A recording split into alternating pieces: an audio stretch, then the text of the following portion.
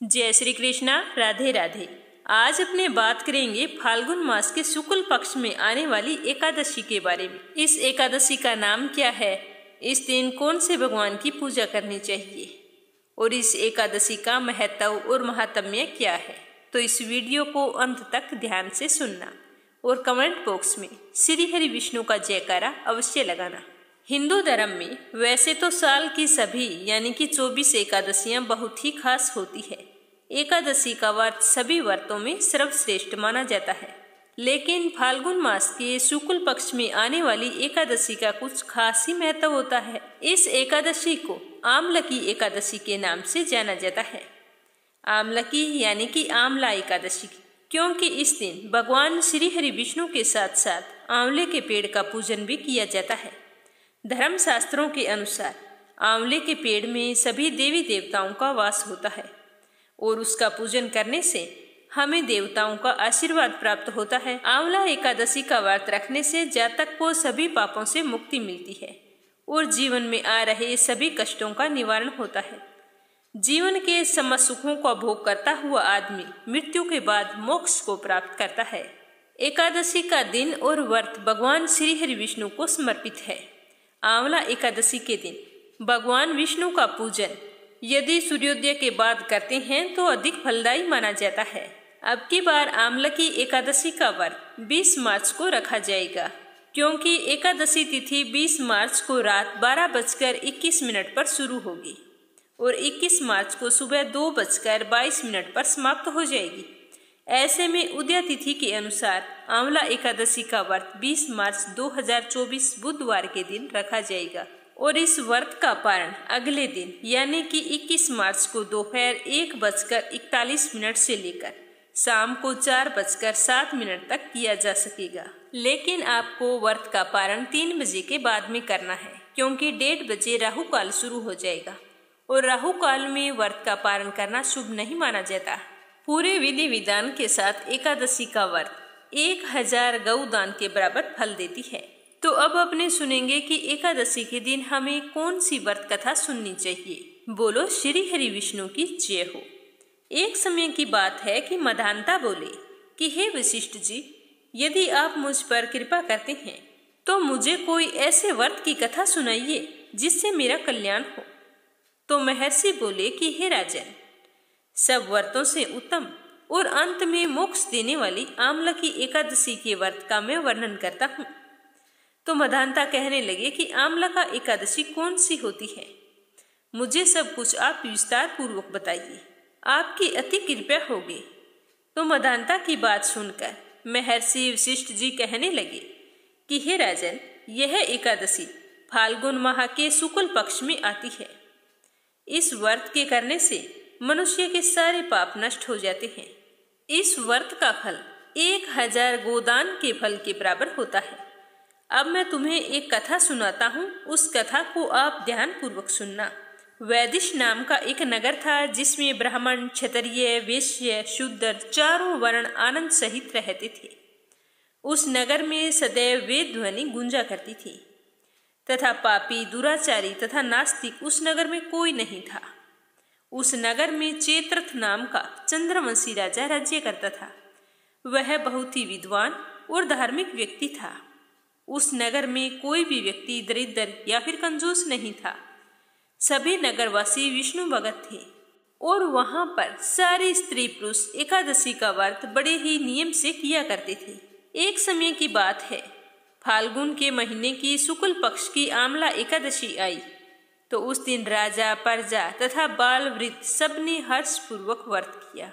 राजा अपनी प्रजा के साथ मंदिर में जाकर पूर्ण कुंभ स्थापित करके धूप, दीप, नैवेद्य, पंचरत्न आदि से आंवले का पूजन करने लगे और इस प्रकार स्तुति करने लगे कि हे आंवले वृक्ष, तुम ब्रह्म स्वरूप हो, तुम ब्रह्मा जी द्वारा उत्पन्न हुए और समस्त पापों का नाश करने वाले हो।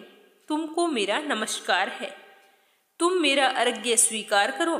तुम श्री रामचंद्र जी द्वारा सम्मानित हो। मैं आपकी प्रार्थना करता हूँ, अतः आप मेरे समस्त पापों का नाश करो। इस तरह से स्तुति करके उस मंदिर में सबने रात्रि को जागरण किया। रात के समय वहां पर एक बहेलिया आया जो अत्यंत पापी और दुराचारी था। वह अपने कुटुंब का पालन जीव हत्या करके किया करता था। भूख और प्यास से बेहाल अत्यंत व्याकुल वह बहेलिया इस जागरण को देखने के लिए मंदिर के एक कोने में बैठ गया और विष्णु भगवान तथा एकादशी की महात्म्य की कथा सुनने लगा।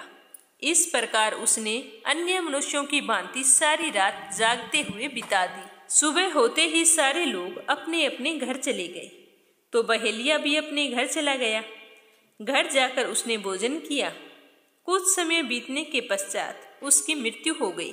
तो आमलकी एकादशी के व्रत तथा जागरण से उसने राजा विदुरथ के घर जन्म लिया और उसका नाम वशुरथ रखा गया। युवा होने पर वह चतुरंगिनी सेना सहित तथा धन धान्य से युक्त होकर 10,000 ग्रामों का पालन करने लगा।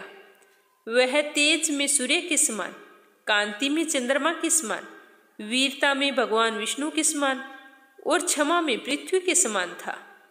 वह अत्यंत धार्मिक, सत्यवादी, कर्मवीर और विष्णु भगत था। वह अपनी सारी प्रजा का सम्मान भाव से पालन किया करता था। दान देना उसका नित्य कर्तव्य था। एक दिन राजा शिकार खेलने के लिए गया।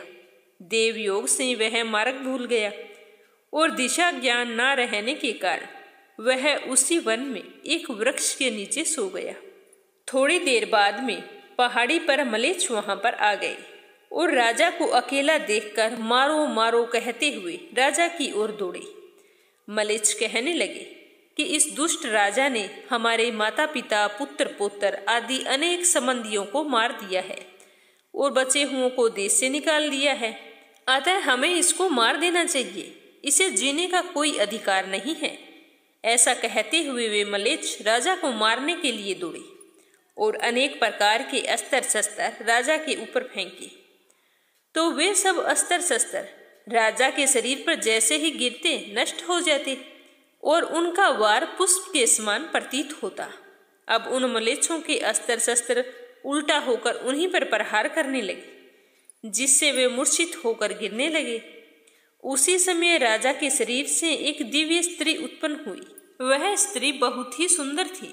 इतनी सुंदर होते हुए भी उसकी भ्रुकुटी टेढ़ी थी। उसकी आंखों से लाल लाल अग्नि निकल रही थी, जिससे वह दूसरे काल के समान प्रतीत हो रही थी। वह स्त्री मलेच्छों को मारने के लिए दौड़ी और थोड़ी ही देर में सब मलेच्छों को काल के गाल में पहुंचा दिया। जब राजा सोकर उठे तो उसने मलेच्छों को मरा हुआ देखकर कहा कि इन स्त्रियों को किसने मारा है? इस वन में ऐसा कौन है जो मेरा हितैषी है, जो मेरा भला चाहता है? राजा इस तरह विचार कर ही रहा था कि इतने में वहां पर आकाशवाणी हुई और कहा कि हे राजन, इस संसार में भगवान विष्णु के अतिरिक्त तेरी सहायता और कौन कर सकता है? इस आकाशवाणी को सुनकर राजा अपने राज्य में आ गया और सुखपूर्वक राज करने लगा। तो इस तरह विष्णु भक्त होने के कारण उसकी रक्षा भगवान श्री हरि विष्णु ने स्वयं की। कथा सुनाकर महर्षि बोले कि हे राजन, यह आमलकी एकादशी के व्रत का प्रभाव था। जो मनुष्य इस आमलकी एकादशी का व्रत बड़े ही श्रद्धा भाव से करते हैं और व्रत कथा को सुनते हैं और एकादशी के सारे नियमों का पालन करते हैं, वे प्रत्येक कार्य में सफल हो जाते हैं और अंत में उन्हें विष्णु लोक की प्राप्ति होती है। बोलो विष्णु भगवान की जय हो। तो इस तरह हर मनुष्य को एकादशी का व्रत बड़े नियम और श्रद्धा भाव से करना चाहिए और व्रत रखें तो व्रत कथा अवश्य सुननी चाहिए। जय श्री कृष्ण। राधे राधे।